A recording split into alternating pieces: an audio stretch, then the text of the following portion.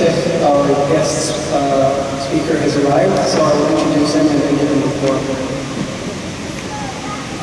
Our guest speaker for tonight, Sheikh Dr.Tawfique Chowdhury, is the chairman and CEO of the Mercy Mission.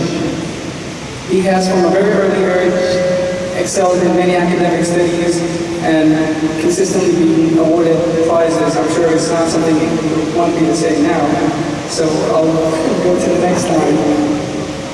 Sheikh Tawfique is a graduate of medicine from the University of Bonn in Australia, as well as a graduate of the College of Sharia at the Islamic University of Medina. Being a prolific speaker, Sheikh Tawfique has traveled internationally and shares his knowledge worldwide. We are indeed pleased and honored to have him tonight. He is renowned for specializing in Islamic jurisprudence, particularly Islamic finance, Muslim family law, and Islamic medical ethics. And I give him the floor.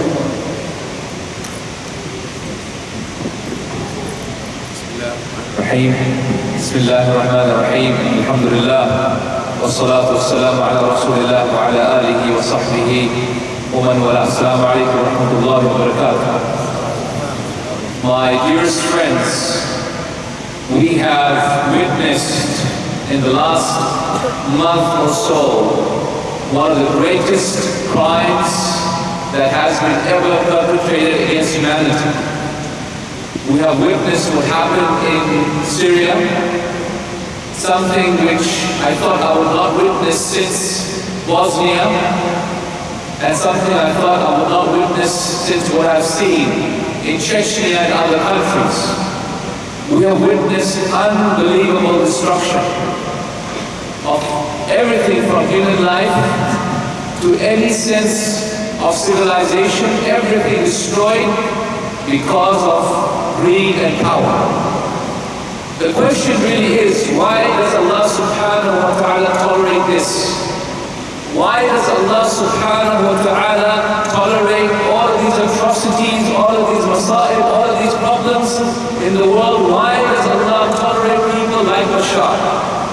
Why does Allah subhanahu wa ta'ala tolerate tyrants on this world? Why does Allah allow His enemies to have wealth and status and power and honor perhaps in this world? Why does Allah not send down the angels or the ababil with the stones in their cups? Why does Allah not destroy them? Why does Allah wait? And this is an important question. And I pondered on this question a lot. And there is a verse in the Quran I want every single person to remember. And this verse is the topic of what I want to discuss with you today. And that verse is what Allah subhanahu wa ta'ala says, فَلَمَّا اسْتَيْأَسَ الرُّسُلُ وَظَنُّوا أَنَّهُمْ قَدْ كُذِبُوا أَتَاهُمْ نَصْرُنَا. What does Allah say? And when the messengers had begun to lose faith, not the messengers, but the people around the messengers have begun to lose faith in the messengers. وَظَنُّوا, and they thought, so the people around them, whether they were the Muslims that were weak in faith, or actually, the Tafsir states, the disbelievers that were trying to harm the Muslims at that time, وَظَنُّوا أَنَّهُمْ قَدْ كُذِبُوا. They thought that the messengers were lied to. All the promises that were made to the messengers were lies. أَتَاهُمْ نَصْرُنَا. That is the point at which my help comes down. When did the help of Allah come? When did the help of Allah come to Musa alayhi salam? The Tafsir states that it came to Musa alayhi salam when Fir'aun was less than 500 meters away. 500 meters away in a fast chariot. Can you imagine? How long does it take for a fast chariot with only half a kilometer to catch up with you? When did the help of Allah come to him at that point? When did the help of Allah come to Ibrahim alayhi salam? It wasn't when his shirt was ripped from his body or when he was being thrown into the fire. It was when he was in the fire itself. Ataahu nasrullah, my help came.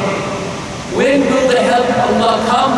The help of Allah will not come until the point happens when everyone thinks that Allah has lied to the Muslims, that the future is not for Islam, that the Akhirah will come to us in this dunya before the Akhirah, that ultimately Allah has lied to Islam and lied to Muslims, lied to a Prophet. That is the point when Allah's help will truly come.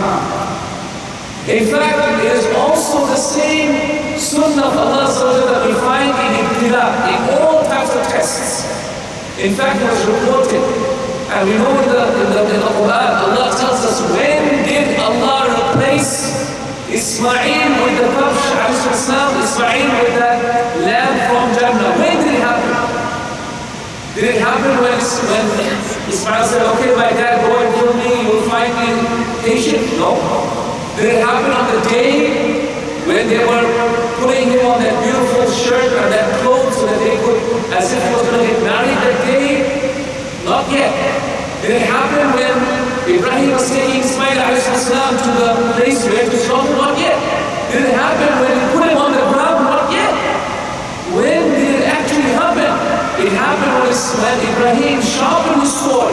Then he looked at Ismail and he saw in the eyes of Ismail something that caused his own heart, the heart of the father, to tear with compassion. So he told Ismail to turn over. فَلَمَّا أَسْلَمَا, Allah says, when both of them submitted, وَتَلَّهُ لِلْجَبِينِ, he told Ismail to turn over. My God, he told Ismail to turn over so that he would slaughter him from the back. And then he put his sword to his neck from the back. That is when Allah said, وَنَادَيْنَاهُ أَيْيَا إِبْرَاهِيمُ قَدْ صَدَّقْتَ الرُّؤْيَا. That is when we called out to Ibrahim and said, oh Ibrahim, you have been truthful to the promise, the truthful to the dream that was given to you, which was a wahy from Allah. So help from Allah cannot be expected before this. Help from Allah will only come at that point because Allah wants to test us to see how much we depend on Him, how much we love Him, how much our faith in Him extends to. It is why Allah's help will only come at that last moment, when all hope is lost, when we feel that there is no way anyone can save us except Allah. It is only at that point that Allah's help comes. And I'm sure you'll notice this in your own life, that Allah subhanahu wa ta'ala's help does not come so soon. When you say, I want to work for Allah's cause, I want to help Allah's deen, it doesn't come at that point. It comes after a long while. And that is not because Allah subhanahu wa ta'ala likes to see terror on this earth, or He likes to destruction. He wants to see from His slave the extent of the slave's tawakkul on Allah subhanahu wa ta'ala. And that is why I want to remind you of some of the incidents that happened in history. I want to remind you what happened in history. Do you know that in the year 899, a group called the Qatar took over the Muslim lands, extreme Shia sect. In the year 930 of the Christian era, did you know that they stole the Black Stone for 22 years? They killed so many Muslims, they dumped their bodies into the Zamzam water. The Zamzam water was red with the blood of Muslims. For 10 years, there was no Hajj. For 10 years, no Hajj. And the leader of the Qaramita used to sit on the door of the Kaaba and used to say, where is your God now? Where is your God now? Where are the Qaramita? Where are the Qaramita today? They are not in existence. That is because Allah subhanahu wa ta'ala's help did come down and Allah did destroy them, and we have no remnants of them left anymore. Also we know that in the year 1265 of the Christian calendar, you know of what happened to Baghdad. When Hulagu, the grandson of Genghis Khan, destroyed Baghdad, when Ibn al-Alqami opened the doors of the floodgates and people came, and 1 million people were destroyed. 1 million people destroyed in the matter of a month. And then Ibn al-Alqami himself was brought forth after a month. And Hulagu said to him, you were the ones who opened the gates so that we could kill your people, then you can't be trusted. So they tore the meat of the flesh, of the bones, from the bones of Ibn al-Alqami, the traitor. Subhanallah, that was in the year 1265. In the year 10, I believe it was in the year 1095 was when the crusade started.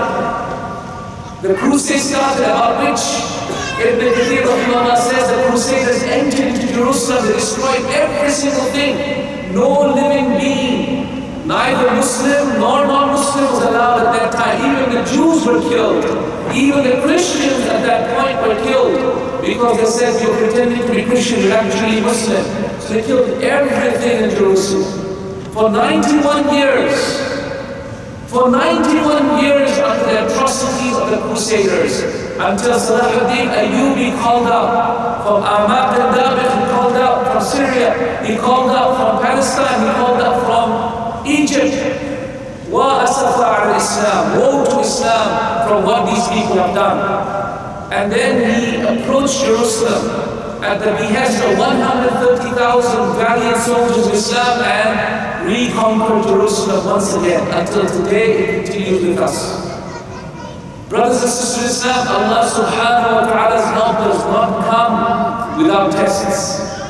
And the Ummah has passed through tremendous turmoil before us, and today with the Arab Spring, what has happened in Iraq, what has happened in Syria, what goes on now in Yemen, over 10 Muslim countries now in some type of war at this point in time.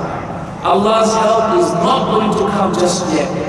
It is not going to come just yet. Even his own Prophet, Muhammad sallallahu alayhi wa sallam, went through tremendous trials. In the 10th year of Hijrah, in the 10th year of the Prophet of the Prophet -3 of Hijrah, the Prophet ﷺ lost his two best friends. One of it was his uncle Abu Talib, the second one was his wife Khadija radiallahu anha. Aam al-Huzn, the year of deep regret, deep sadness. Then began the atrocities upon the Prophet ﷺ, where the Prophet ﷺ was banished out of Mecca, in those barren lands where nothing grows, even grass did not grow, and they had huge boycott of Muhammad ﷺ for close to 3 years. It was only after that did Allah ﷺ send people from Medina with their hearts converted to Islam. The help of Allah is not going to come just yet, guys. We are in tremendous blessings in this country. Amazing blessings in Qatar, mashallah. The food, the security, the wealth, the health, the education. Look at this beautiful masjid. We are in tremendous blessings, brothers and sisters. The help of Allah will not come yet. There is yet to go. There is yet a lot of masa'ib to come before the help of Allah will come. However, it will come, no doubt about it. In the authentic hadith of Muslim and Ahmed, the Prophet ﷺ said, last hour will not come until Rome is conquered. And then he also said, until India is conquered. And that is why the scholars of the tafsir of that, the explanation of that hadith, they said, India was not fully conquered by the Mongols, by the Mughals. The Mughals only conquered 40% of India. India has yet to be conquered according to the hadith of the Prophet ﷺ. Rome has yet to be under Muslim rule. The victory and the future is for Islam, no doubt about it. The future is for Islam. However, the question remains, when will the help of Allah come? And what is the priority for the help of Allah to come? And there's only one thing that comes to mind, and that is real men and real women. The help of Allah will not come by Jibreel coming down and destroying the nations that are enemies of God. The help of Allah is not going to come with Ababil coming with stones that are going to be in their beaks. The help of Allah is not going to come, brothers and sisters, with the angel of death that's taking their souls and their life away, or plague being set forth upon these lands. The help of Allah will come when the Ummah of Muhammad ﷺ is full of true men and true women. Real men and real women. It is not the swords and the spears. It is not the weapons and the guns and and the bombs. It is not the tanks and the missiles that win wars. It is the hearts and souls of beating men and women. It is the spirit of valor that flows in the veins of such people through which Allah gives success to Islam and Muslims. Have you not seen when Islam won? Islam won when the youth was upon the deen. سمعنا فتى يذكرهم يقال له إبراهيم. They said, we heard a young boy mentioning the idols. His name was Ibrahim. Young boy, Fatan.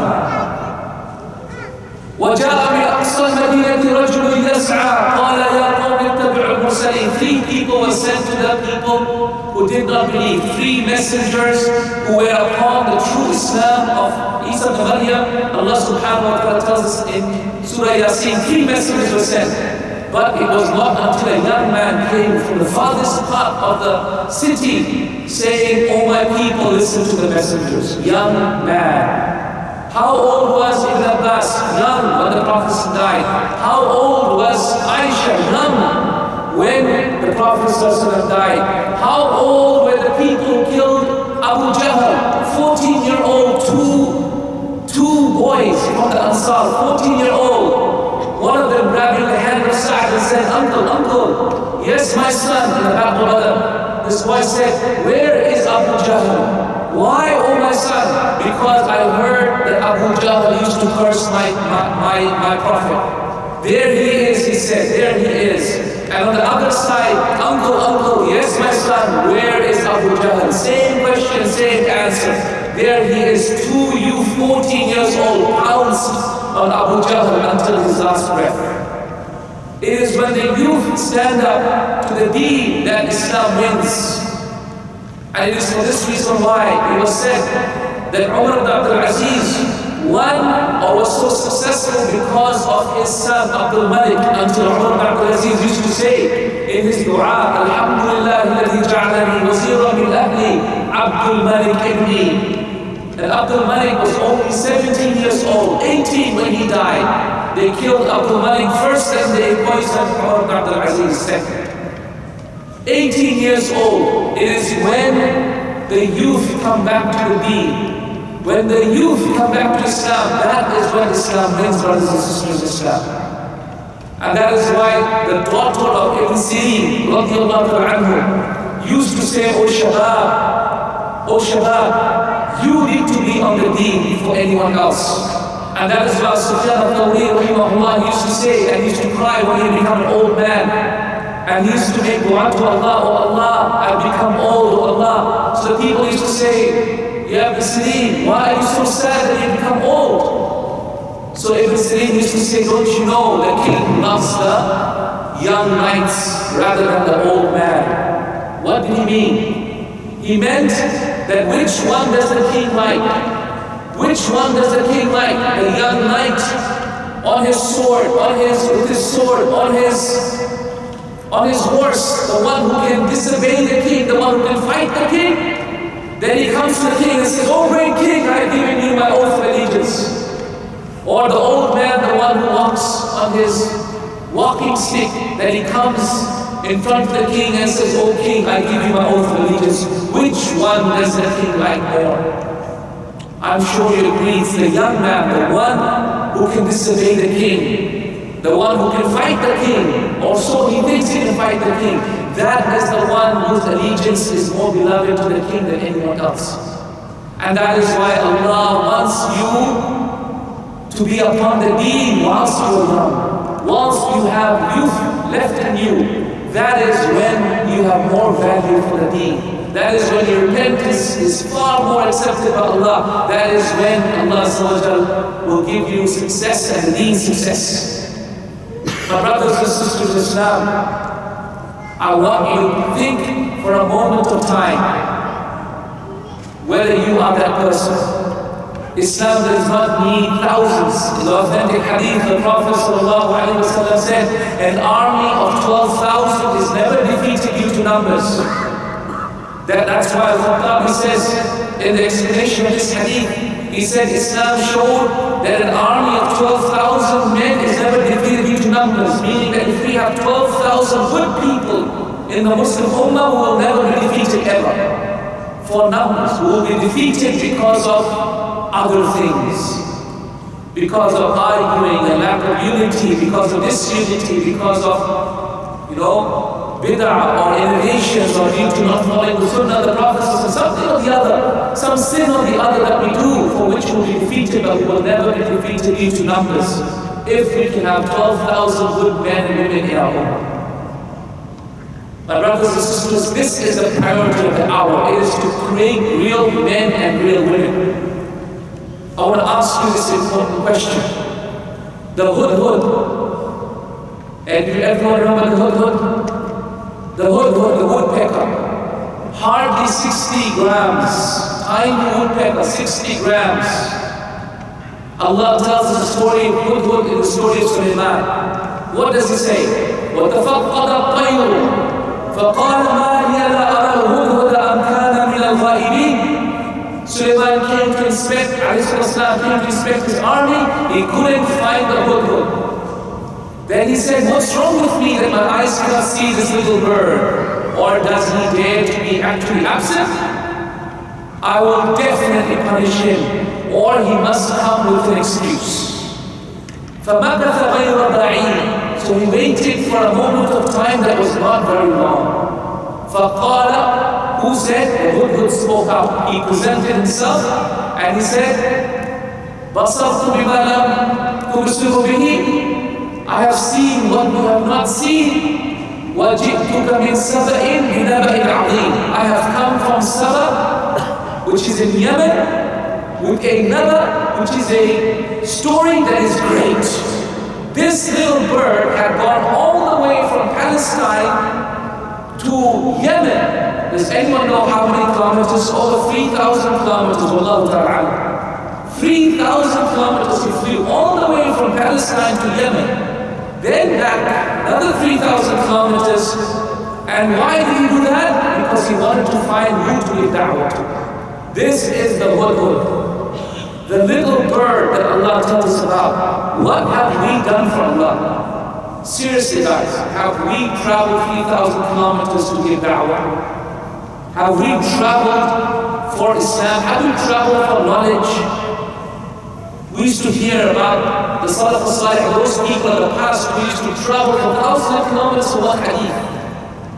We know of that. We know of how much sacrifice they have given.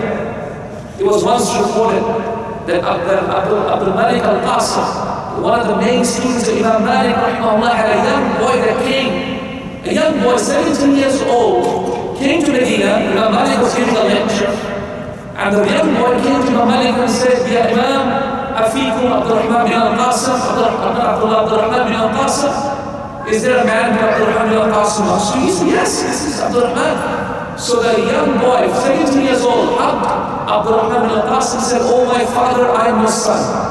So people were surprised, what's going on? Abdurrahman, we never knew you had a son. So Abdurrahman spoke up and said, 17 years ago, when I was in Egypt, I wanted to come to Medina to study under Imam Malik. And my wife was pregnant. So I told my wife, you got three choices. Either I divorce you, or you come with me to Medina, or you stay here, you raise my son, and when I can, I'll come back. When I can, I'll come back to look after you or to help you. 17 years ago, I had no time to come back. I was too busy gaining knowledge from Imam Malik rahimahullah.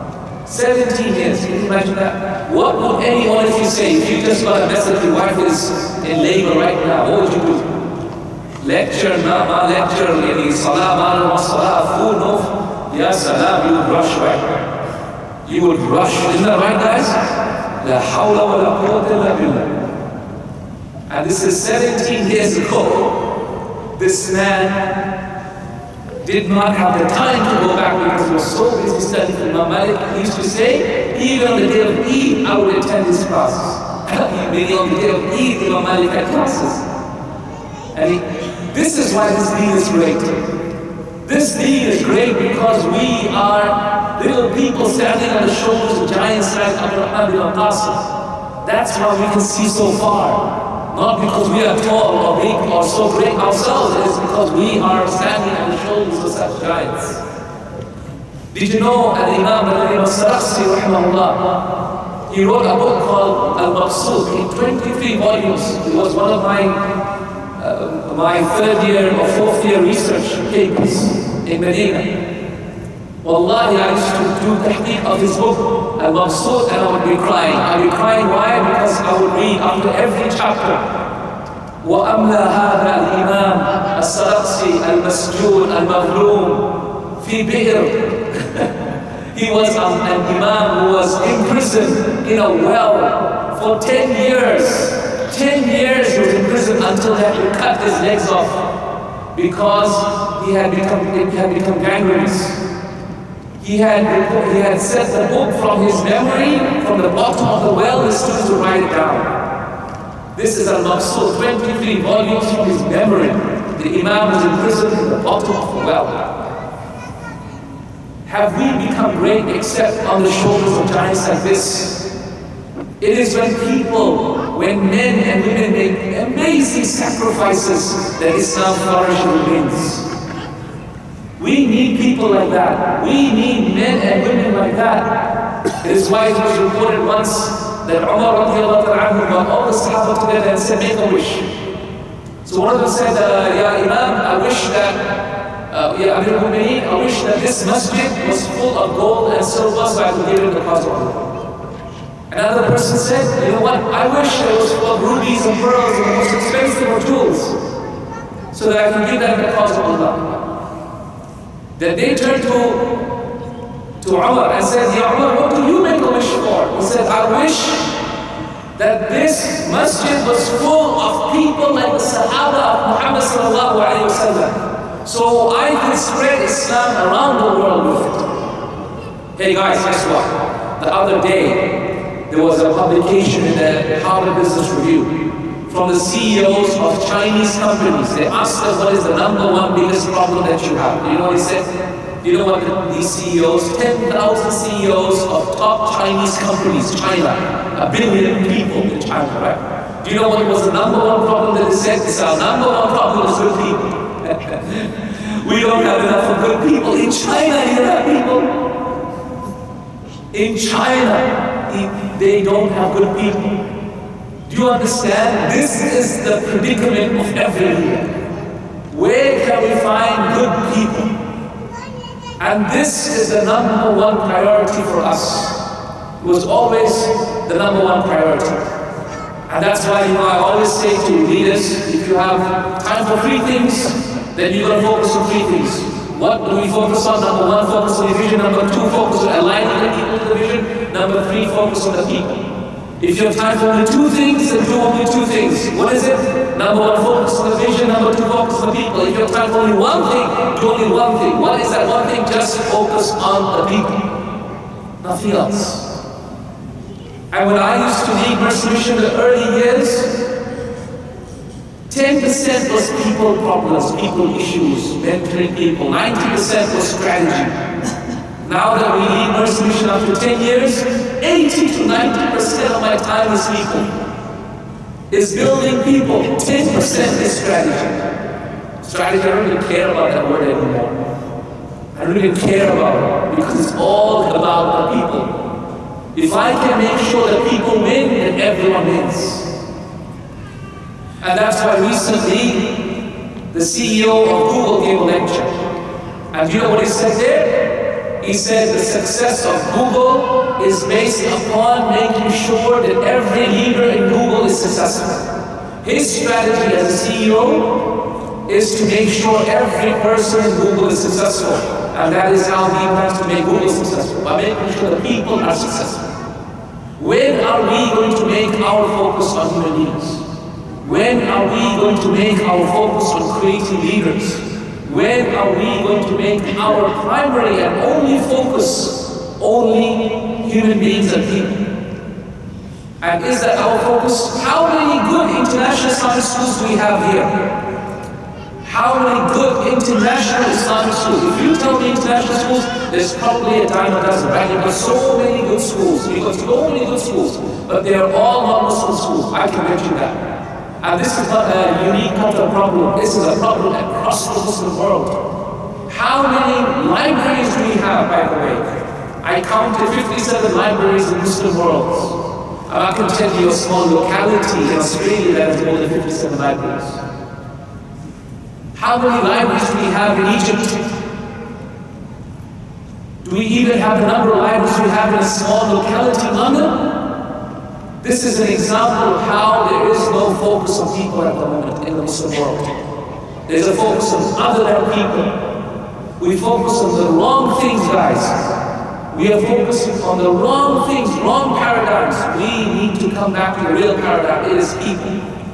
It is about creating people. Like the example of this little bird, Hudhud, that traveled around the world in order to find people to give da'wah to. We need to find people like that. We need to find people like Nu'aym bin Mas'ud, radiallahu anhu. Who was Nu'aym? Nu'aym bin Mas'ud, radiallahu anhu, was a Sahabi who accepted Islam at the height of the Confederates' war. And when all of them, they came together in order to fight Muslims around the Battle of Khandaq, for 25 days, the hearts had reached their throats from fear on that day. So Faj'atan, on one of the nights, it so happened on the 15th night that this man called Nu'aym bin Mas'ud accepted Islam. Nu'aym bin Hammad, my apologies. Nu'aym bin Hammad accepted Islam on the 15th night after the battle of the Khandaq had started. So Nu'aym came to the Prophet and he said, Ya Rasulullah, I pledge my allegiance to Islam. Tell me how I can help Islam. Straight away he asked that question. Tell me how I can help Islam. So what did Rasulullah say to Nu'aym? He told Nu'aym, Ya Nu'aym, al-harb khida'. Verily, war is deception.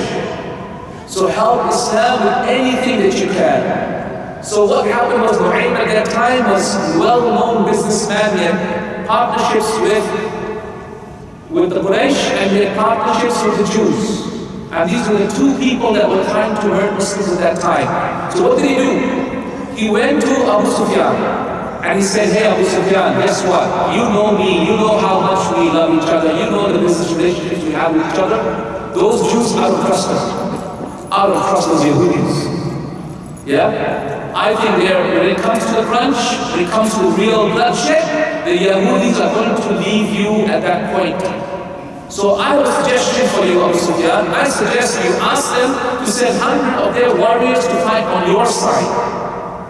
And if they do that, then you know that they really mean partnership. So Abu Sufyan goes with the idea. Then he went to the Yahudis. And he said, hey Yahud, Yahud, you know the partnerships and the business dealings that we have had between you and I. You know that you can trust me and I trust you and we do a lot of business together.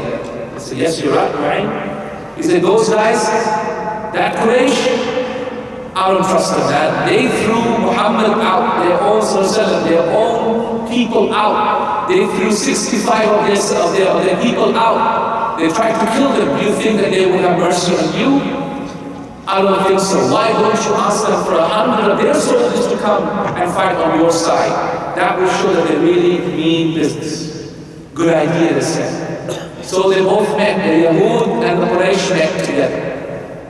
Each one asking for 100 soldiers from each other's side, each one distrusting each other because they're asking for 100 soldiers from each other's side.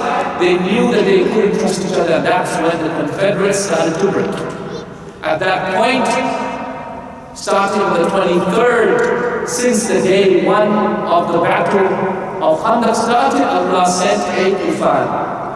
3 days and 3 nights, the wind blew, and their hearts were divided, and then the wind was destroying them until the 25th day they decided to pack up and leave. All of this orchestrated by a man by the name of Nu'aym. And this man accepted Islam. He did not wait. He did not wait to ask, what can I do for Islam? He didn't. He went out there and he found something to do, and he just did it. We need men like Tawfique ibn Amr al-Dusi. Tawfique ibn Amr al-Dusi was a man, businessman who came to Makkah. The Prophet ﷺ was circumambulating Kaaba, reciting the Quran. He heard the Prophet ﷺ and all the Quraysh came to the Prophet and said, "Here, Tufail, don't listen to this madman, don't listen to this madman. Put your fingers in your ears." So Tufail put his fingers in his ears and he ran away from the Prophet ﷺ. Then he did his business, he finished his business in Mecca, and he wanted to leave to go back to his family, to his tribe. And he said to himself, "I'm going to pass by the Kaaba and pay my final respects." Again, he saw Muhammad sallallahu alaihi wasallam praying near the Kaaba. Then he said to himself, "Ya Tufail, you're a wise man. What's the problem if you hear what he's saying? If he's mad, then you will reject it. If he's not mad, perhaps you'll benefit something." So he took his fingers out of his ears and he heard the Prophet ﷺ reciting the Quran. Iman entered his heart. He came to Muhammad ﷺ and he put his hand in his hand and he gave the bay'ah of La ilaha illallah. At that point, Tufail said to Rasulullah ﷺ, "Ya Rasulullah, send me as a messenger to my people." They said Tufail did not spend more than a day with Rasulullah ﷺ. More than one day he didn't spend except that he went back to his people to give da'wah to the Dus tribe, to a Dus tribe. He didn't wait. He went back and gave da'wah straight away. He hit the iron when it's hot. And from his efforts, a man accepted Islam. Who accepted Islam? Tufail bin Amr al-Dusi's hands? A man by the name of Abu Hurairah al-Dusi. So, all of the hadith of the Prophet ﷺ that we recite today, majority of the hadith, who's getting the ajr of it? Tufail ibn Amr al-Dusi. Because of him giving da'wah to Abu Hurairah, who accepted Islam and he became an asset for the deen. And all of this because Tufail ibn Amr al-Dusi did not wait. Did not say, "I don't know what to do, I don't know how to help Islam." They hit the iron when it's hot. We need men like Abi Mihjan al-Thaqafi. Abi Mihjan al-Thaqafi was a tabi'i. Some say he was a sahabi, Wallahu ta'ala, but he was a tabi'i. Wallahu ta'ala, a follower of the companion of the Prophet sallallahu alaihi wasallam. But he had two qualities, one good, one bad. First quality that was good was that he was a valiant soldier. When Abu Mihjan would come, he would be like a warring horse that would just run through the enemy and kill as many people as possible. So he was a valiant soldier. But he had one evil. What was that evil? He was an alcoholic. He was an alcoholic. He drank a lot of alcohol. And so the Battle of Qadisiyah took place. The Battle of Qadisiyah, where over 70,000 Muslim soldiers faced over 250,000 of the strongest army ever known to mankind, which was the Persian army at that time. And on the plains of Qadisiyah they met. And Abu Mihjan kept on asking Sa'd al-Waqqas, "Please let me go and fight, please let me go and fight." Sa'd radiallahu ta'ala anhu, who was sick at that moment with bawasir, with hemorrhoids, which was very bad, he could not fight the war himself. He was on a stretcher, on a high mountainous hilly area, so that he would see the battle on a stretcher. He was in that much pain and he could not fight the war himself. And he said to Abu Mihjan, "I will not allow an alcoholic in the midst of the Mujahideen because your sin will destroy them all." So he tied Abu Mihjan to the pole. And Abu Mihjan would cry every day and he would beg Fatima, the wife of Sa'd bin Waqqas, "Please, O Fatima, allow me." Until one day, on the third day of battle, Fatima felt very sad. So what did he do? What did she do? She untied Abu Mihjan al-Thaqafi. She untied him. Abu Mihjan put on the gear of Sa'd bin Waqqas and the horse of Sa'd, and covered his head up and face up, and then he went and he fought. Every day he would fight. Before sunset he would come, he would tie the horse up, he would wash the blood off his body and he would tie himself back up.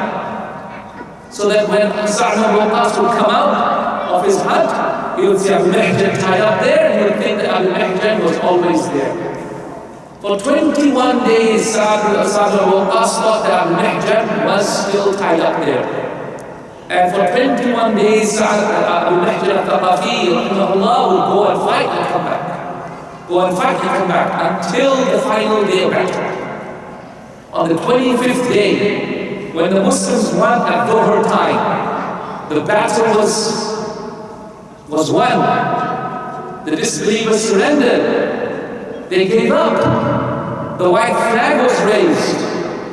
And as a result, the Muslims took control of the battle. And Abu Mahjan came back, but not before Sa'd al-Waqas had come out of his hut and realized Abu Mahjan is not there. And then Abu Mahjan came on the horse of Sa'd, on the armor of Sa'd, and he said, Ya Abu Mahjan, since when have you been doing this?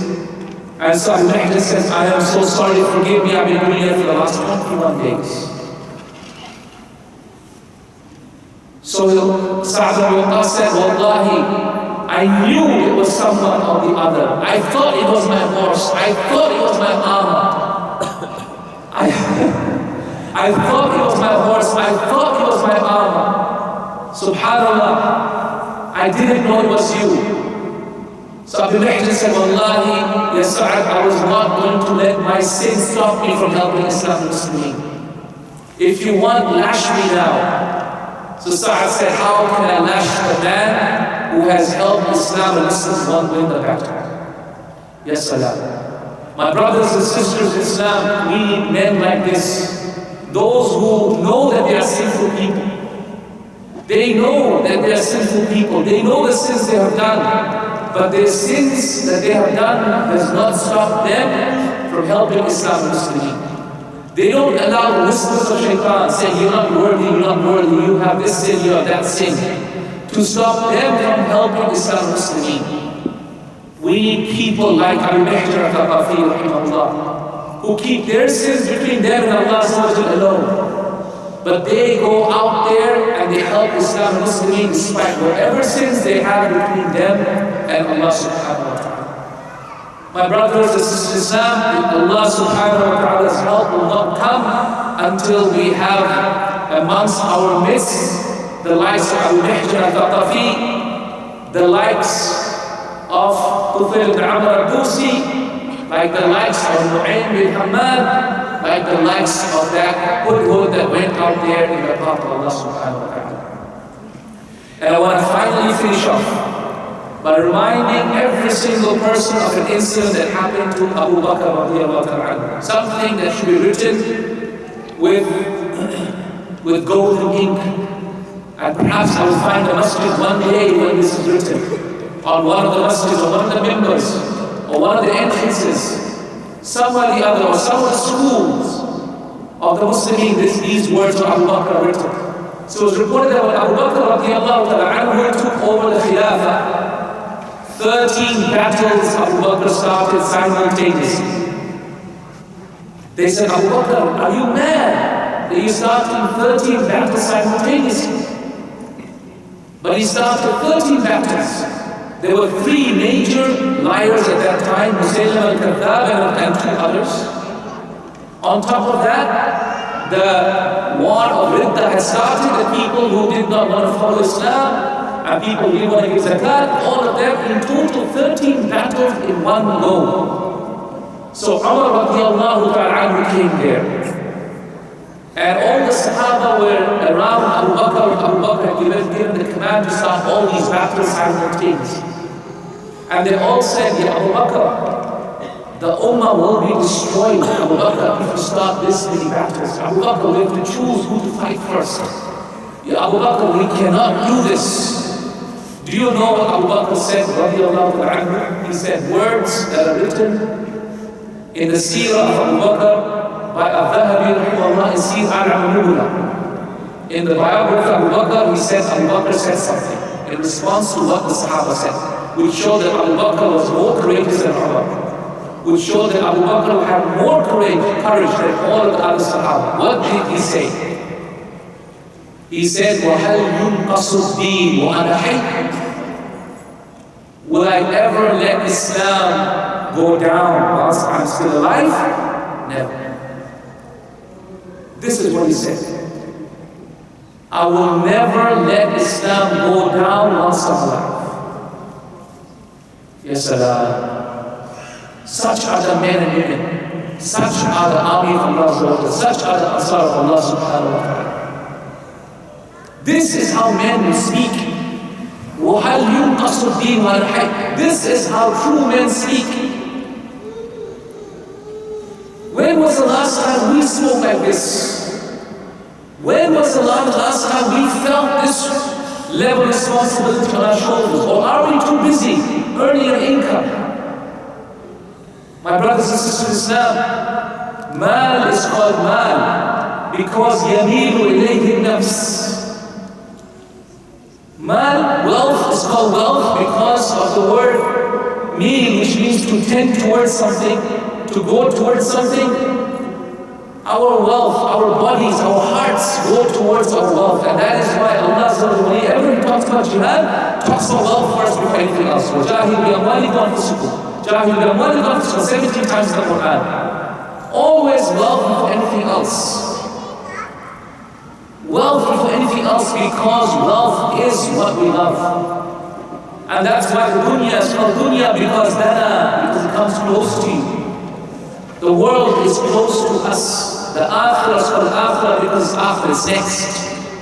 Far away, distant, away from us. Brothers and sisters, beware of the tax-free income. Be wary of the huge tax-free income of Muslim countries. I know, I lived in Saudi Arabia 22 years. It's very attractive. It's very attractive. And you keep saying to yourself, just 2 more years.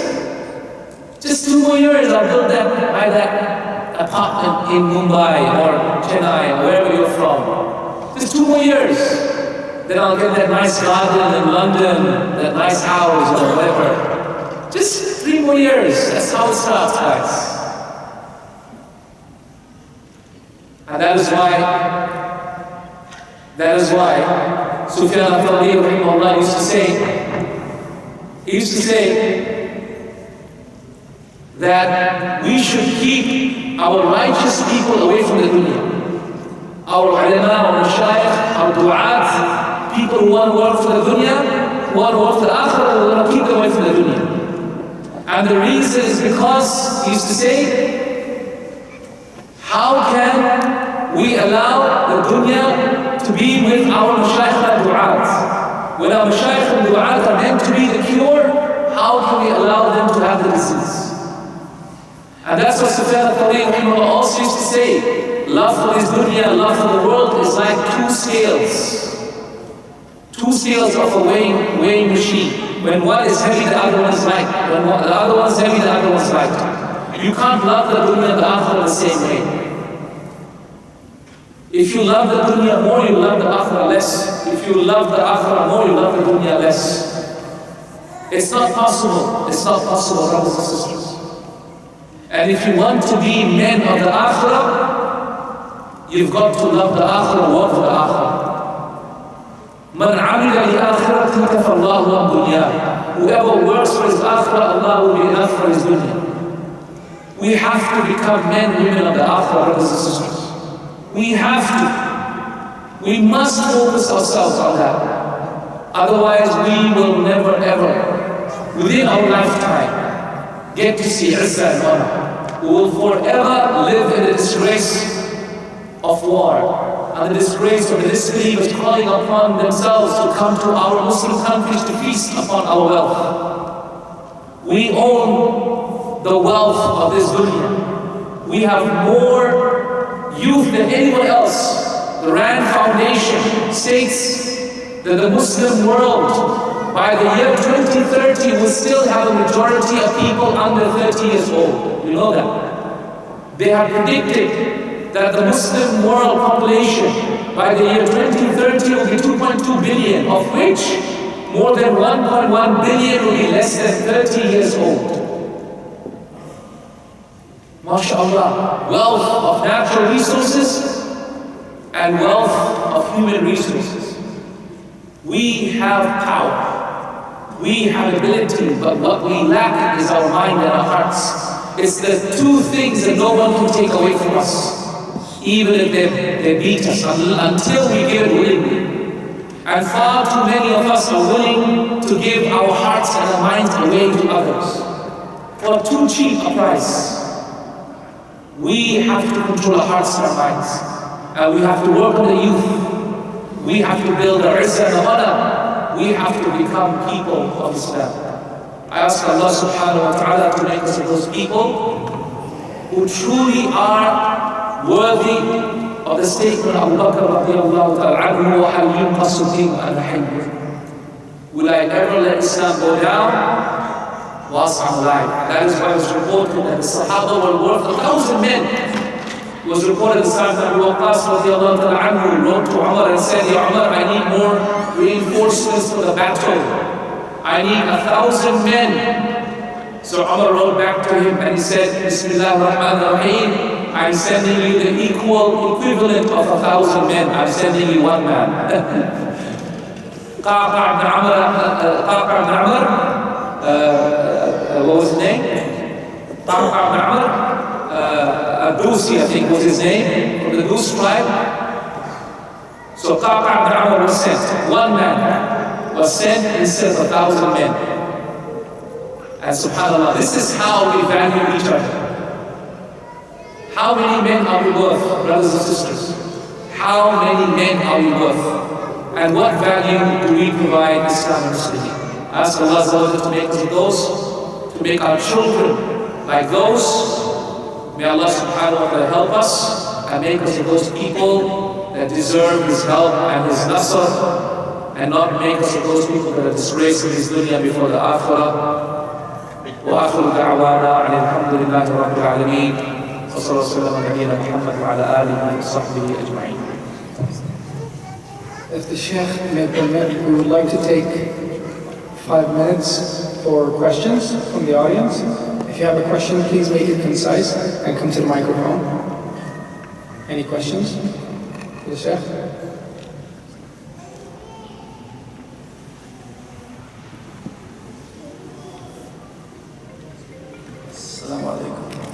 Sheikh, I think there's a hadith regarding a time when the enemies of Islam will feed on Muslims.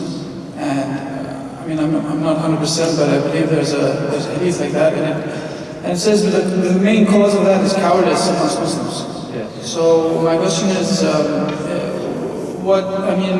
courage in Islam, I mean, what is it, how is it defined, courage in Islam? Thank you. Jazakallah khair. Bismillahir-Rahmanir-Rahim. Jazakallah khair. Courage. One of the great scholars of Egypt that lived about 50 years ago, Sheikh Muhammad Abdul, rahimahullah, used to say that we must build courage in ourselves. And he used to say it is impossible to be sincere without being courageous. If you don't have courage, how can you be sincere to Allah? You're always afraid. You're afraid of your job, you're afraid of your family, you're afraid of the price increase, you're just afraid of too many things. So you must work on building courage in ourselves. Courage and bravery. And courage and bravery is not the absence of fear. Courage and bravery is the presence of fear, but the overcoming of that fear in your heart. So those people who are brave and courageous are not necessarily people who have no fear at all. No, that person is probably mad. He doesn't understand. Or a child doesn't understand the danger of fire, or the danger of something sharp. That's the person who doesn't understand. But a person who understands the risk and the danger, then overcomes it, that is a person who is brave and courageous. And that is why Umar radiallahu ta'ala used to tell all his Sahaba and his companions, teach your children archery and swimming and horse riding. And they said, why ya Umar Amir al-Mu'mineen? Why? Because archery teaches focus. And swimming teaches stress management. And horse riding teaches bravery. Because if you can control a big animal, you can control human beings. So if a tiny boy, a little child, can control a big horse, then he'll be able to control a lot more people after that. So brothers and sisters in Islam, it is absolutely critical that we inculcate within ourselves bravery. Bravery is not just on the battlefield, bravery also happens, and especially in our time today, is from poverty. Give sadaqah. Test yourself. When was the last time you gave sadaqah when you didn't even have enough money for yourself? You know, it's reported that Shaykh Ibn Baz rahimahullah passed away when he had over $3 million in debt. So they asked, why Shaykh? Why did he, they asked the students, why did he have $3 million in debt on his deathbed? Because he would borrow money. Every time there was a musibah in a Muslim country or someone needed money, he would borrow money. He would borrow money on his name, knowing that a person in debt will not go to Jannah until his debt is relieved. And you will make dua to Allah, Allah, help you with somebody who will pay it off one day. When was the last time you took money or gave money when you don't have enough yourself, or you borrowed money in your name to help Islam Muslimin? And that is why when we saw Syria in such turmoil, did you donate or did you hold back? Or did you say, I'm sorry, I don't have enough? And if you're the ones that said, I don't have enough, then you never have enough. And perhaps you will be touched by the curse of those people who cursed us from the people dying in the battlefields of Syria, who only wanted a blanket or food, or some food, or something or the other for their families, or some shelter, or something or the other. Brothers and sisters, conquer your fear of money. Conquer your fear of money. Conquer by giving sadaqah at the cause of Allah. By giving so much that, you know what, you know that Allah gives back to you, you're never afraid. Revive the sunnah of Abu Bakr, revive the sunnah of Umar, 50% of the wealth away. I asked my Shaykh Shanqiti, Hafidhahullah, Muhammad Shanqiti, I said, Shaykh, what was the minimum amount each Sahabi gave each year? Was it the zakat of 2.5% or more? So Yaqul Qala Shaykh, he said, it was well reported from many ulama until even Ibn Qudama rahimahullah wrote, and this was not Ibn Qudama, the one that wrote Al-Mughni, it was Ibn Qudama Al-Jad, the one who wrote Mukhtasar bin Hadi al-Qasidi, where he reports that it was well known that the Sahaba would donate no less than 20% of their income, not profit, income every single year. And no Sahabi died except that they had given 20% of their wealth away as a waqf. How much of your wealth are we leaving behind as waqf? How much of your wealth is going to be a waqf? So conquer your fear. Conquer your fear. And guess what, guys? Your children are not going to like your wealth. My dad keeps asking me, if I leave you my wealth, what are you going to do with it? Dad, I'm going to sell it, I told him. Because I'm not going to stay in this house. This house is old. I want a modern, Italian taste. I need my Versace designer couches. I've got modern taste. I'm not gonna stay in this old house. The way he built his house, that's his style. Do you know what I'm saying? The other day, Yusuf, my son Yusuf, when he was entering into my car, and then he left the car, he banged the door, boom, like that. I said, Yusuf, don't hit the wall don't hit the door so hard. So he goes, sorry, Dad. Then I kept on thinking, subhanAllah, he doesn't treat my wealth like his own wealth. My iPad is scratched, it's never charged. His iPad is very nice cover, it's always charged. What's going on? Because he likes his wealth more than my wealth. So with all due respect, give your children good education, get them married, a little bit of money so they can start their first business or whatever else, and that's it. Ma'asalama, see you later. Your wealth, leave it for Allah. Leave it for Allah. Saddiqni. And it's for this reason why it was reported. Do you remember the story of Musa and Khidr? Alayhi salam. وأما الغلام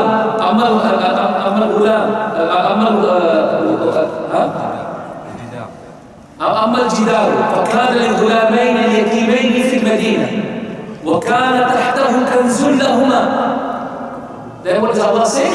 وَكَانَ أَبُوهُمَا صَالِحًا. His father was a righteous man. That's why Allah sent two of His righteous slaves on this earth to go and save that treasure from being covered up by that wall. Can you imagine Allah sent a prophet of God because of the righteousness of the father? What was righteousness? The father used to give wealth. Every time he made money, he would give half of it to sadaqah. Right? Half of it to sadaqah. In Surah Al-Qalam, Allah tells us that it's a story of a group of children in Yemen. Right? He tells the story of a group of young boys whose father used to donate a lot of money, and then they said that our father was misguided. We're not going to donate any more money anymore. And so they decided to not give anything to cause of Allah. So what does Allah say? فَطَافَ عَلَيْهِمْ طَائِفَةٌ مِّن رَبِّهِمْ وَهُمْ نَائِمُونَ فَأَصْبَحَتْ كَالصَّرِيمِ فَتَنَادَوْا مُصْبِحِينَ أَنِ اغْدُوا عَلَىٰ حَرْثِكُمْ إِن كُنتُمْ صَارِمِينَ فَانطَلَقُوا وَهُمْ يَتَخَافَتُونَ قَالُوا أَلَّا يَدْخُلَنَّهَا الْيَوْمَ عَلَيْكُمْ مِسْكِينٌ وَغَدَوْا عَلَىٰ حَرْدٍ قَادِرِينَ فَلَمَّا رَأَوْهَا قَالُوا إِنَّا لَضَالُّونَ بَلْ نَحْنُ مَحْرُومُونَ. Right? What happened? So they said to each other, hey, our dad is giving too much money, not going to give any more money. So let's go at the depths of the morning, early morning, when all the poor people are sick. فَانْطَلَقُوا وَهُمْ يَتَخَافَتُونَ. So they went early morning and they're tiptoeing, so that the poor people don't find out in the whole city that they have left in order to get the harvest of the land. So when they went to the land, they found that فَطَافَ عَلَيْهِمْ طَائِفَةٌ مِّن رَبِّهِمْ وَهُمْ نَائِمُونَ. At night, a fire had come from the skies and burned up their crops. That's what's going to happen, guys, if you hold back your wealth. Guys, tell me this. How many of us have really, really rich grandparents back home in India, Pakistan, Bangladesh, wherever you're from? Did you guys have that? Really rich, filthy rich grandparents? Like filthy, filthy rich? Yeah? Okay, alright, perhaps not filthy rich, but grandparents that left behind some wealth. Yes or no? Yes? Now, did you benefit from that wealth? No? I can see one mother saying no. How about you? Anyone? No? Did you benefit from wealth? Why not? Come on. I mean, like my grandfather was a Chowdhury. You know what a Chowdhury is? Chowdhury is a title given by the British to the tax collectors. It's not real. So my grandparents were great-grandparents. They were tax collectors in the British. When the British left, the British didn't know who to give the land to. They said, okay, whoever is to collect the taxes for the British, you now own the land. So my great-great-great-grandparent used to own a lot of land. But guess what? Tawfique is a miskin. Why the hell is Tawfique a miskin? Why does he have to work for his money? I have to work in the hospital department to earn my daily living. Why am I not, having my own fat cars? Why not? Because I never benefited from the wealth of my grandparents. Why? Because it wasn't for Allah. It wasn't for Allah. He didn't benefit. He's in the grave now. My father didn't benefit. He had to make his own money. And perhaps I'm not going to benefit from my own father's wealth. I'm sure my children will not benefit from their grandfather's wealth unless it's from Allah. So my suggestion, good education, get them married, get them a little bit of cash in them, ma'asalam. Allah ma'ak. طيب أنت على حالك خلاص. السلام عليكم. وعليكم السلام ورحمة الله. Sheikh, you are very involved in the Muslim entrepreneur network in UK. So I want you to give us advice and tips how to become successful entrepreneurs. Inshallah, we make millions of videos. Here is me talking about staying away from money. And it's okay. Guys, there's nothing wrong with making money, right? Wallahi, nothing wrong with making money. Our Prophet was a businessman, his wife was a businesswoman. Khadija radiallahu anha, nothing wrong with making money, right? Did you know that An-Nasai rahimahullah was the biggest chicken merchant? An-Nasai rahimahullah was the biggest chicken merchant until they said his chickens were so amazing he used to poke out the genitals of the chicken so the chicken would grow up as half male, half female chickens. And so they were very tasty. So Al-Nasai, rahimahullah, was a chicken merchant. You know that, Abdullah ibn Mubarak was so wealthy, he would take 1,000 of the students for Hajj with him. They said, Abu Hanifa, rahimahullah, was a very wealthy merchant, including Imam Muslim, rahimahullah, was a very wealthy cloth merchant. So it was well known. So when you think of all the Salaf al-Salih, they were all poor people. No, not all of them. Many of them were very wealthy. So there's nothing wrong with wealth. What is wrong is is worldliness, which is to love the wealth. Yeah, that's what's wrong. But to have it in your hands so you can do things with it for Allah, nothing wrong with it. So what advice do I have for you? Right. My advice is going to shock you all, okay? My advice is to not think like a millionaire, but to think like a billionaire. Actually, I don't like millionaires. I think they're very stingy people. Millionaires are very stingy people. Do you know why they're stingy? Because they made $1 million, or a couple of million. And they invest that $1 million, a couple of million. And they get 10%, 12% returns, and then they live on that. Right? That's why millionaires are stingy people. Very stingy. I don't like them. But I like billionaires. Because they give millions. Or because, you know what, they can give hundreds of millions and they can still have billions left over. They can still have lots of money left over. Billionaire mentality says that you don't make money from your money. You make money from opportunity. So recently I met 7 or 8 billionaires. Let me tell you, I met a man called Ali al-Dahla in Makkah, 17 billion. Net wealth. He himself started 40 TV channels himself, one of the biggest owners of Al-Masjid. When I asked him, saying, how the hell did you make money? Because he looks like a simple guy, right? Not sophisticated. How the hell did you make money? He goes, Sheikh, my strategy is sadaqah. I said, what? He said, yes, my strategy is sadaqah. I said, what? How can sadaqah make money? He said, well, he said, how do you make money? Is it the 10%, 20% that you put into a retail investment or some sort of property or something like that? Is that what makes you money? Or is it the opportunity to make 10 times, 20 times, 30 times wealth from just a little bit of cash that you have? Which one makes more money? He said, well, definitely the second one. But how do you find those companies? I mean, what did you do? Did you buy shares and, some penny stocks that suddenly went 40, 50 times overnight?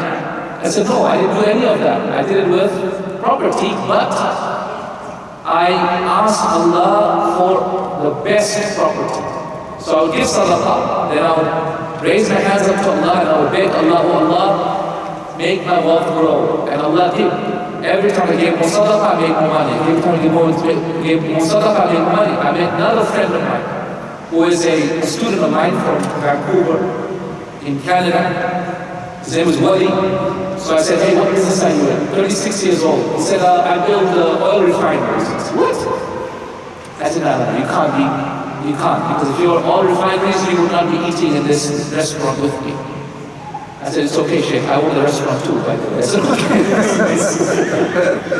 I said, the oil refineries, huh? I said, yes. I said, what do you mean oil refineries? He said, whenever Shell or Texas Mobil or BP wants offshore refineries, they come to me, I build it for them. I said, how the hell did you get into it? Sorry, man, I'm Australian, we always say bloody and hell all the time, right? So he said, how in the world did you get into it? So he said, you know what, I decided to trust the hadith of the Prophet ﷺ. So which hadith? مَا نَقَصَ مَالٌ مِنْ صَدَقَةٍ. So I decided to trust it. I said, really? He said, yes. So I said, Ya Rabbi, guide me to that which will make me wealth. And I'm going to trust the hadith of the Prophet ﷺ that said, wealth, sadaqah never leads to wealth. So I would give 1,000, Allah would give me 10,000. I would give 10,000, Allah would give me 100,000. I would give 100,000, Allah would give me 1 million. I would give 1 million, Allah would give me 10 million. Every time I gave wealth, Allah would give me more. And in fact, I spoke to Sulaiman al-Raji'i, and he told me the same thing. He said, my strategy for getting rich was sadaqah. I said, I can't believe you. That's just a lie, biggest lie. He said, no, wallahi, Shaykh, listen to me. I said, tell me. He said, and where did we meet him? We met him in his masjid in Makkah. He has the largest masjid outside the Haram in Makkah itself, right? So he said, I wanted to build a masjid for my mother. So I said to myself, how much am I going to spend? He said, 100 million riyals. So I found a mountain in Makkah, because there's no land is too expensive. So I found a mountain, and I went to the guy who owned the mountain, and I purchased the mountain for 100 million. How much did I buy? I bought 4 acres. 4 acres, a lot of land in Makkah, as you know, right? So I bought 4 acres of hilly areas in Makkah for 100 million. And then, what did I do? He said I decided to make half of it waqf for the masjid. And as soon as I decided to build a Rajhi masjid there, lo and behold, within 6 months, the other 2 acres shot up in value. From 50 million riyals, the value of those 2 acres, it went to 200 million. So I sold 1 acre, paid myself the 100 million that I spent to buy all of that. And the other 1 acre, I built a massive hotel complex on it, so that it can be a waqf for the masjid. La hawla wa la quwwata illa billah. So you know, this is like so jealous. But you see, this is exactly how sadaqah happens. Sadaqah, Allah makes it grow. Allah makes it grow. If you're truthful, Allah makes it grow. So you know what? I decided to believe in this 2 years ago. So let me tell you what I did to myself. Especially when I met Wali, this friend of mine. So I said, Wali, you know what? Really, wallahi, serve Allah. This is Shaykh, I serve Allah. This is how I did it. I said, okay. Because, you know what, I remember the richest man of Malaysia, his name is Tansir al-Bukhari. When I met him in Al-Ustad to visit him, he told me, I asked him again, how the hell did you get rich? I always ask rich people, how did you get rich? And he told me, Sheikh, guess what? I came to Malaysia from Yemen on the boat. I was 10 years old. I had shoes at that time. I didn't have any money, so I sold my shoes for 5 ringgit. Then with the 5 ringgit, 5 ringgit was the 5 riyals, 4 riyals. And then with those 5 ringgit, I bought and sold rice. And I made another 5 ringgit. Okay? Sorry, I made 10 ringgit. He said I made 10 ringgit profit from the 5 ringgit investment. So I came to my mother and said, Mom, I made 10 ringgit profit. So he said, my mom told me, she's such a righteous woman, she told me, my son, go and give 5 ringgit away in sadaqah. So I said, Mom, please, can I just wait? You know, I want to give sadaqah, but can I just take that 10 ringgit and then turn it over multiple times, and then I'll give money away, then I'll give it away? He said, no, my son. He said, what did she say? She told me, money is made from opportunity. From Allah, barakah from Allah. It is not made from the capital that is invested. And he said, I followed my mother's principle throughout my life, and today I am the richest man in all of Malaysia. Right? SubhanAllah. So I decided to trust Wali, right? So I went to Vancouver, Toronto that particular trip, and there was a masjid fundraising that was happening, and Sheikh Allah was fundraising. And I was giving the talk. I gave the talk. Sheikh Allah started fundraising, and then Sheikh, we have to buy this church, and we need 100 people with 10,000 is going to be the first 100,000. And I put up my hand. You know, Mashayikh don't do sadaqah. You know that? Mashayikh spend on themselves because they think that's sadaqah.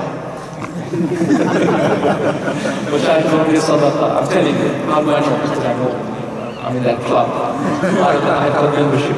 So, Mashayikh don't give sadaqah because they think, you know, really, they think, you know, it's alright. We're telling people to give sadaqah, that's alright. So Allah understand, I gave 10,000 there.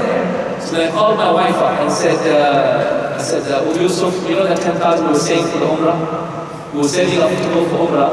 I've given it away to Allah. So she was sad, you know, like any woman. You know Umrah, right? We all look forward to Umrah, don't we guys? Umrah is sacred, special.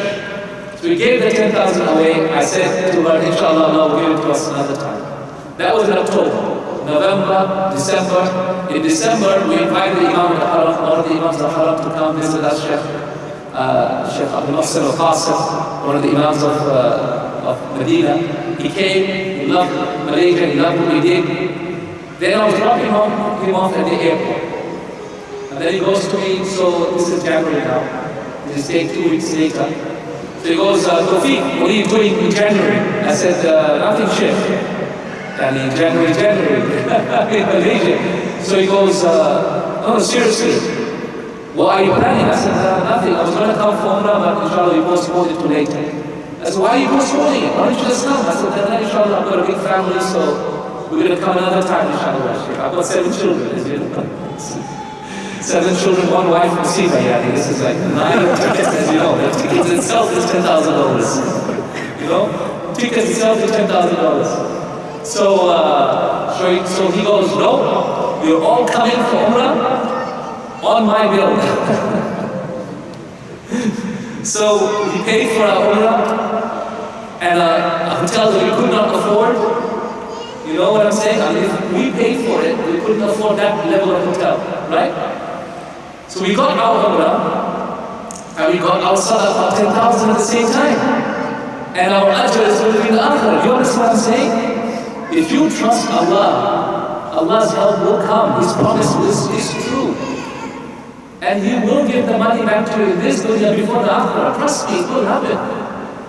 And it will be sweeter. And the best thing about it is that, you know what? You haven't even tasted the ajr of the akhirah yet as well. That's waiting for you still. So my suggestion is, the best Muslim strategy for getting rich is sadaqah. My suggestion is, get into business, find an idea, give some sadaqah to Allah, and say, Allah, bring our opportunity to double and triple this. Today, ever since I started doing that, listening to my friend Wali from Vancouver, I have more wealth now, making more money, doing less work than I've ever had in my life. A medical doctor, I work only 2 months a year, 3 months a year. I live in a fat house. I have fat cars. I'm fat myself. Do you understand what I'm saying? Alhamdulillah. What I'm trying to say is, guys, life's good, man. And life's good not because I work more. It's because, you know what, I decided to trust Allah. So every time I find an opportunity to give sadaqah, I do. And then I raise my hands up and I ask Allah, oh Allah, give me more wealth. Finally, I will end off with telling you about a story about a sheikh that I met. He's one of the Imams of the Haram as well. He gives lectures inside the Haram. I won't embarrass him, so I won't tell you his name. I went to his house. I came for Umrah, that same trip. Went to his house to stay there. And mashallah, he had 27 rooms in his house, mashallah. And mashallah, he had a big camel that he slaughtered just for me. And so we had a nice feast, and so the sheikh goes, so Sheikh, would you like to stay here or would you like to stay near the house? So I said to him, so Sheikh, don't waste money. Alhamdulillah, you've got enough rooms here, you know. I'll stay in one of your homes. So the other guy goes to me and nudges me, hey, you should have taken it, man. He owns 7 of the 5-star hotels near the Haram anyway. He would have given you the penthouse. So I said, oh, Allah Musta'an, here, grab us. I have to stay in one of his mesquite 27 rooms in his house. So I slept in his house around about 1 o'clock, okay? 1 o'clock, like 1 a.m. in the morning, suddenly I thought I'm hearing a dream. Qumu ya ibadallah, meaning stand up or slaves of Allah. Allah has come down to the last heavens and He's asking, who is asking of me so that I may give Him? Who is begging of me so that I can make Him rich? Who is asking me so that I can give whatever His hearts want? Who is making tawbah so that I can forgive Him? قوموا عباد الله. Imam Ahmed rahimahullah used to say, بئس رجل سوء لا يقوم الليل. Imam Ahmed used to say, woe to the man, what an evil man is the one who doesn't pray at night. وقال النبي صلى الله عليه وسلم, and the Prophet used to say, ليس منا من لم يوتر. He is not from us the one who doesn't do witr. So every 20 minutes, I heard a lecture. So I said, what the hell's going on? What the hell's going on? Then I broke out of my sleep and realized it's not a dream. And then I saw that actually the house had speakerphones everywhere. Every room in the house had a speakerphone. Even the toilets are speakerphones, meaning that wherever you went in the house, you would hear him lecturing. So I said, Sheikh, Jazakallah khair, tahajjud, yes, we love tahajjud, but not tonight. Tonight I'm tired, because I've just come from Makkah, right? Just come from a long trip from Makkah, we're tired, we'll sleep. But every 20 minutes, he kept on giving a lecture for 5 minutes. So that's it. By 2 o'clock or 3 o'clock, I said, that's it, khalas. I've had enough of feeling like a munafiq. I'm going to go and do tahajjud tonight. So I went and I made wudu, and I had an amazing tahajjud. At 5 o'clock, the adhan was given, I prayed fajr. Then I met the son of the sheikh at fajr. I said, hey, I had the most greatest experience I've ever had in my life. I said, there were speakers in every room, and every 20 minutes, the Shaykh was giving a lecture, telling us about the tahajjud and about the dhikr of Allah. He said, Wallahi, ever since I've known my father, I'm 18 years old, for the last 15 years, ever since I can remember, since I was a kid, my father every night wakes us up for tahajjud, and every night from 1 a.m. till 5 a.m. he keeps on praying, and every 20 minutes he tells us to pray. And he tells us, Allah is asking, ask Allah, Allah is asking, ask Allah, Allah is asking, Allah will give it to you if you ask Him. So he said, is this how he became rich? He said, Wallahi, this is how he became rich. He came from Yemen with his books on his back, and now half of the gold shops in Medina are his, and 7 out of the 15 top 5-star restaurants and hotels in the Haram are his. And he has over 30 billion riyals in just real estate wealth. And he is a professor in the university in Medina, and also one of the imams in the Haram teaching in one of the kursi. Well, he has a chair in the Haram to teach. He said, I have never seen a bad businessman like my father. I have not seen a worse businessman who makes the worst business decisions like my father. He literally looks at the map and he goes, buy land here. Buy land here. And I would say, Dad, this is the worst idea. Why the hell are you buying land here? He said, I just felt like it myself. So we would buy land for like 1 riyal or 2 riyal square meter. And before you know it, within 6 months, the government would come to him and say, hey, listen, we're building a road through here, we need to buy your land. And before you know it, the land was worth 200 riyals a square meter, 300 riyals a square meter. My dad would sell, he would buy for 1 or 2 riyals a square meter, he would sell for 200-300 riyals a square meter. And just out of the blue, the government would want to build something there or something on the other. And he did that. He bought some land that was outrageous or so cheap for